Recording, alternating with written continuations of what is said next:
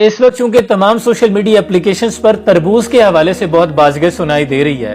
Doctor Affan कैसर साहब की video आपने भी देखी होगी, बहुत वायरल हुई कि तरबूज को लाल रंग के इंजेक्शंस लगाए जाते हैं जो कि बहुत मुज़र सेहत हैं। इस हवाले से बहुत से किसानों की वीडियोस भी सामने आई, उनकी भी बात तसल्ली से सुनी, क्योंकि हम लोग तो तरबूज खाने वाले हैं। सबका नुक्ता नजर देखने के बाद इवन मैंने खुद जो सड़क किनारे लोग तरबूज बेच रहे होते हैं उनसे भी इस हवाले से बात की, उनका भी पॉइंट ऑफ व्यू लिया। सबसे पहले तो मैं तरबूज की अफादियत के हवाले से एक हदीस आप तक पहुंचा दूं। अबू दाऊद की रिवायत है, हदीस नंबर 3836।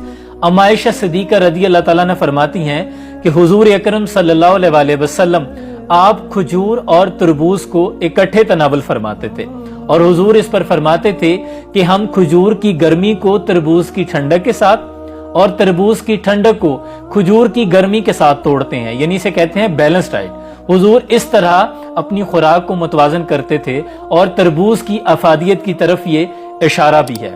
किसानों का इस पर मौक़िफ़ ये है कि इतनी तादाद के साथ, जो कि बात समझ में भी आती है कि इतनी तादाद में तरबूज होते हैं, अगर तमाम तरबूज को लाल रंग के इंजेक्शंस भी लगाने लग जाएं तो इस पर बहुत ज्यादा मेहनत सर्फ होगी, बहुत ज्यादा लेबर कॉस्ट आएगी।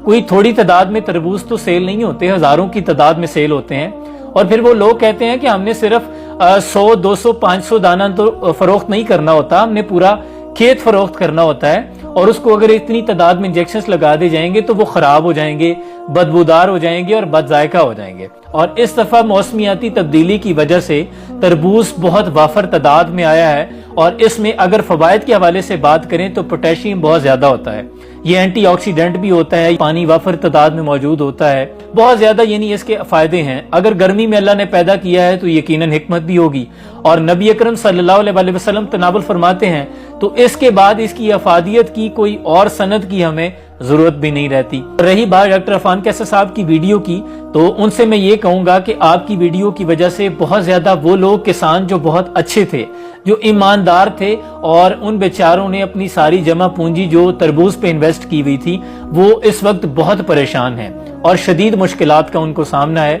कि हर बंदा जो तरबूज खाता था अब टिशू लेके जाता है, वो चेक कर रहा होता है। और बहुत से लोग हैं जिन्होंने खाना भी छोड़ दिया है। देख में मार परिंदे भी रहें और घर भी बने।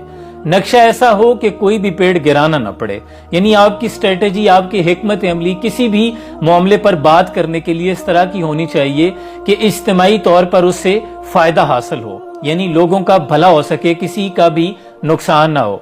तो इस तरह की जब आपने बात करनी हो जो कि एक इज्तिमाई मामला हो, तो इस तरह बात की जाए हिकमत अमली के साथ कि जो काली भेड़ें हैं, ब्लैक शीप्स आर एवरीवेयर, हर डिपार्टमेंट में मौजूद होती हैं, यकीनन किसानों में भी होंगी, लेकिन इल्ला माशाल्लाह कह के बात की जाए कि सिवाय उन लोगों के जो लोग बुरे हैं उनको बेनकाब किया जाए। उसके साथ साथ बात की जाए कि बहुत से लोग हैं जो कि अभी भी ईमानदारी के साथ अच्छी चीज फरोख्त कर रहे हैं ताकि उनका भी नुकसान ना हो। तो हम ऐसा ना हो कि कोई ऐसी बात कर दें जिसकी वजह से तमाम लोग ही एक कटहरे में आप ला के खड़ा कर दें उनको।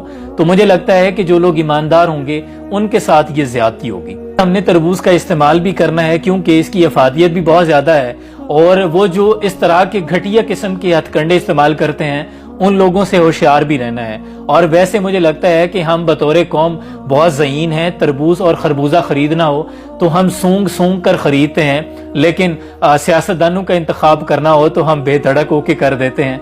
हज़राए तफन्नुन इस बात को शामिल कर रहा हूँ। तो अपना बहुत सा ख्याल रखिएगा, दुआ में याद रखिएगा। सलाम पहुँचे।